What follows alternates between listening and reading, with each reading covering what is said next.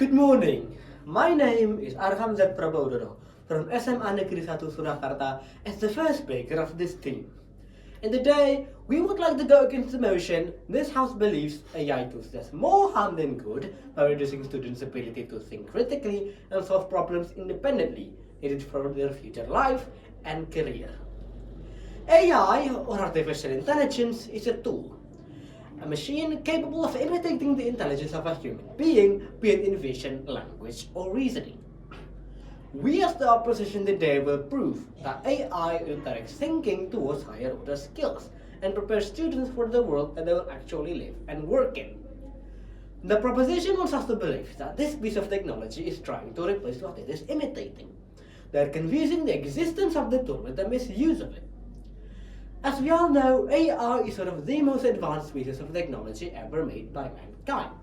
A technology so powerful it can answer all your questions in less than 1 minute. We usually highlight the harm of a tool more than the benefits of it, a pattern that we see in the past, which brings us to our first argument, which is that this fear is simply not new, and has been proven wrong every single time. When televisions, for instance, entered classroom in the 1950s, teachers panicked. They said students would stop reading, stop thinking, and stop engaging. What actually happened? Televisions became one of the most powerful teaching tools in history. We have documentaries and educational broadcasts now. Visual learning became viable for millions. When machines replaced hard labor during the Industrial Revolution, workers panicked. They said entire trade would vanish and human skill would become worthless. They said society would collapse into unemployment. What actually happened? Factories created more jobs than they destroyed. Living standard rose and humanity gained back hours from manual labor and redirected them into education and innovation. When Google arrived, the same panic happened. Students would stop learning to research, they say. What actually happened? Every student in the world gained access to more knowledge than any library could hold. Same fear, different tool. And the fear was just wrong. Our second argument is that AI can function as a teaching tool, a scaffold and not a replacement for thinking. A scaffold supports a building while it is being built, and then it is removed. Think of AI as a teacher. Good teachers give explanation, and the same goes with AI.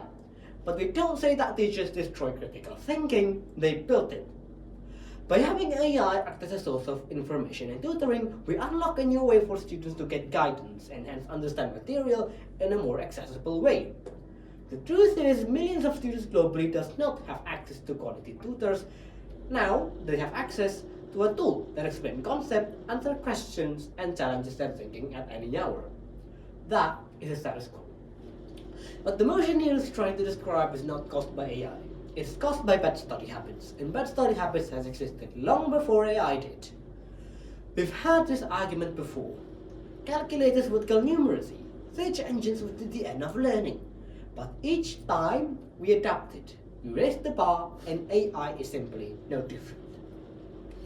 I'm Patricia Kournikova from SMAN Negeri 1 Surakarta as the second speaker of this team.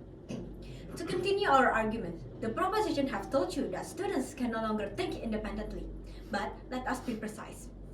They have shown you anecdotes, not evidence. Individual cases of misuse do not prove systematic harms, hence long-run effects. By that logic, because some student cheats using textbooks, we should completely ban textbooks. The motion itself requires proposition to prove AI does more harm than good. They have not weighted the benefits, they have only shown you the risk. Which brings us to our third argument is that proposition is using an outdated definition of critical thinking.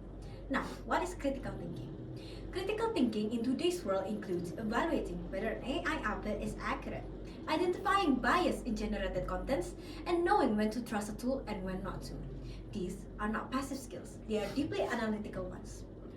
Prompt engineering alone requires logical, precise thinking. You must know exactly what you want, structure your question clearly, and evaluate whether the answer is correct or not. That is critical thinking. Furthermore, future careers will require AI literacy. People who refuse to use AI are not capable of a more efficient world like today's. For example, in the 19th century, There are textile workers who destroy machinery, such as weaving frames, to protest against technology that threaten their jobs, wage, and skilled craftsmanship. And they have failed to prove their revision and later on lose their actual job. It's the same as medical professional who cannot use diagnostic AI tools, a lawyer who cannot use legal research AI, and an engineer who refuse automation. These people are not independent thinkers. They are simply behind. Now, our fourth argument is about equality, and this argument has been completely ignored by the proposition. Now, what is equality? Equality is a term that every student should have the same access to high-quality education resources, opportunities, and treatment, regardless of their backgrounds or their personal circumstances. Before AI, only students who could afford private tutors had access to personalized, patient-on-demand academic support. On the other hand, students in under-resourced schools, such as in rural areas, developing countries, had none of that. And AI has completely changed this. Every student, regardless of their economic background, has instant explanation, feedback, and guidances. For example, students in some schools are being ignored by the teachers because lack of awareness. In this kind of class format, some students can understand the topics that the teacher is explaining. And well, yeah, you could learn it from your friends or tutor, but in the other hand, tutor costs a lot. That is where AI comes. AI will guide and help the students to understand the teacher better, and it also provides students to unlimited materials for studying. If we accept proposition's position and restrict AI in education, we are not protecting critical thinking. We are simply protecting privileges. The students who suffer most from limiting AI are not the wealthy ones. They still have tutors, even the private ones. It is everyone else that suffers. I'm Aldan Harvianno. I'm from SMAN Surakarta, and I will be the third speaker to the team. Now let me tell you what this debate has actually been about. The proposition has argued that AI, because it can be misused, should be considered harmful as a whole. They have shown you students who copy answers, or students who maybe cannot work alone, students who rely on others to do their thinking for them. The opposition has shown you something different. We have shown you that the tool is not the problem. Rather, misusing it is the problem. But misuse has always existed, with or without AI. Now there are three key points in this debate. First, does struggle alone build critical thinking?